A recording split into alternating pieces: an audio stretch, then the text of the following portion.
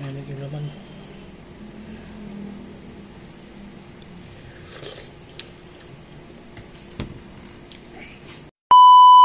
Magandang buhay, magandang araw mga katalbog. At tayo'y mamamalengke naman ngayong umaga. Dito tayo sa Trabaho Market dito sa Sampaloc, Manila. So papasok tayo, dami na dito. Papasok tayo dito sa Scanaitit, sa Marsan. Marami ditong paninda. So dito tayo mamimili. Bibili tayo isda. Yan natin kung mahal o mura. So ano mabibili natin. At magluluto tayo. Let's go!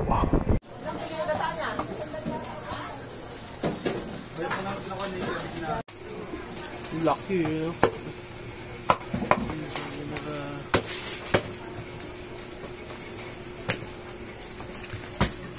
Dito nga mga katalbog, pipili na rin ako ng mga gulay na bibilin ko. Magluto tayo ng sinigang sa miso, ulo ng maya-maya.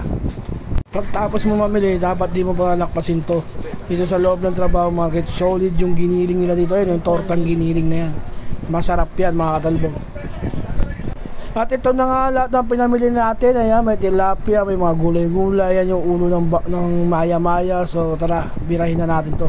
Ito na nga mga katalbog. Ito na nga lininisin natin mga isda. Itong ulo ng maya-maya at saka tilapia. So tara, lininisin muna natin to. Tapos piprito natin ang isda. Let's go!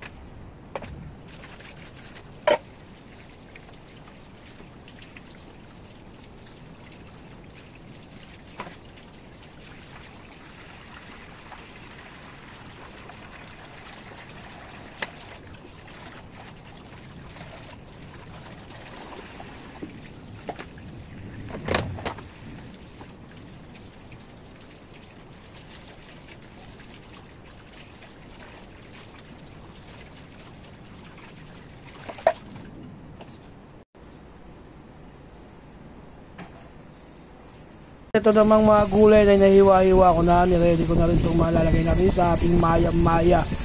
So, pito na natin itong isda. Ayun, nakasaya na isda, nakasaya na rin ang sinaing. So, hintayin na natin matututo. At ayan, inisa ko na nga yung sibuyas, bawang, kamatis, luya. Durugin natin maigi ito. Tapos ilalagay natin itong miso. Tapos lalagyan natin ng konting patis, pampalasa. Tapos tubig na. Ayan, yung pangalawang hugas bigas nga pala yung una ko nilagay dyan. So tapos hahalo na lang natin ng konting tubig. Tapos antay natin kumuluto, saka natin lalagay ang isda. Nasabay na rin natin yung gulay para maluto agad. Ayan, dahil luto na yung isda dyan, naprito na eh. At ayun nga, kumukulo na nga siya. Ayan, kung nakikita nyo, kumukulo na. Lalagay na natin yung isda, ibuhusan natin dyan. Binuhos ko na yung isda. Tapos lalagay na rin natin dito, maya lang yung gulay. At ayan, nalalagay na nga naman natin itong mga gulay. Sabay-sabay na natin yan hanggang sa lumambot sila dyan. At huling lalagay natin dyan yung sinigang sa sampalok, pampasim. Para maluto muna yung gulay, gulay muna lagay natin. Tapos huli natin yung sinigang sa sampalok.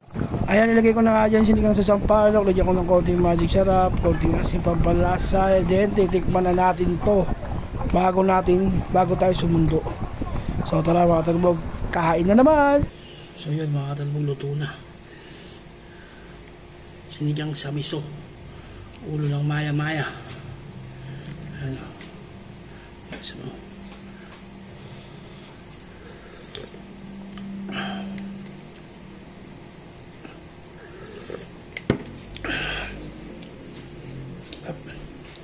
natin gulay. Ay yung laman. Ayan, yung laman.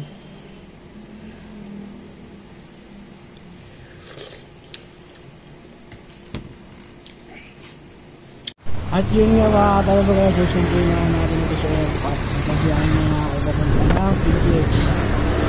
Sa tabihan na magluon naman, walang traffic sa biyahe na. Kaya nga mga katalbog, dahil nga pala ako dito sa may Paco Park. Narin dyan.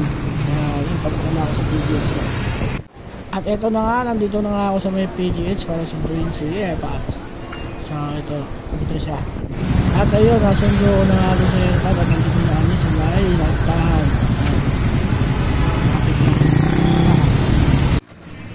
At ito na nga, nasa bahay na nga kami nito. At ayun, kami puputip na ng lunch. At papahinga na kami ng konti.